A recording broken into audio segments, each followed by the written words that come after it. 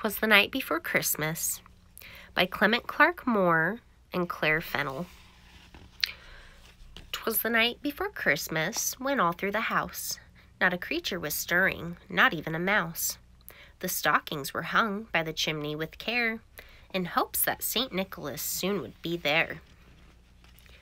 The children were nestled all snug in their beds, while visions of sugar plums danced in their heads. And Mamma in her kerchief, and I in my cap, had just settled our brains for a long winter's nap.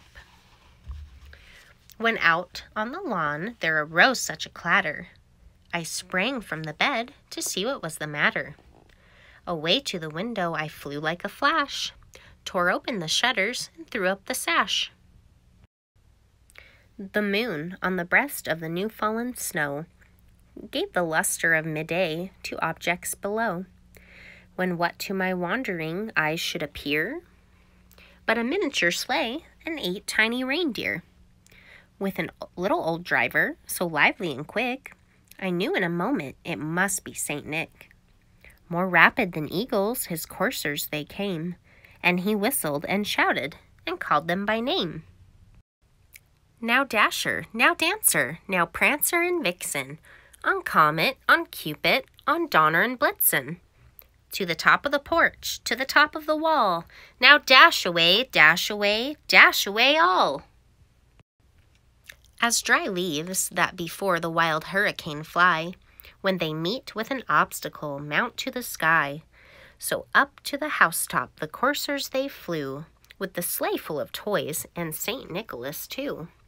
And then in a twinkling I heard on the roof the prancing and pawing of each little hoof.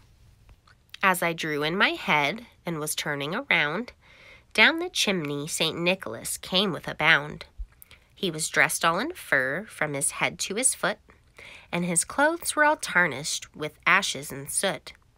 A bundle of toys was flung on his back, as he looked like a peddler just opening his pack.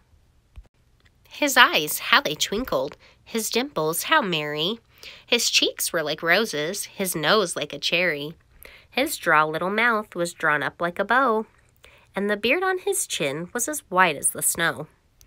The stump of a pipe he held tight in his teeth, and the smoke it encircled his head like a wreath. He had a broad face and a little round belly that shook when he laughed like a bowl full of jelly. He was chubby and plump, a right jolly old elf, and I laughed when I saw him in spite of myself.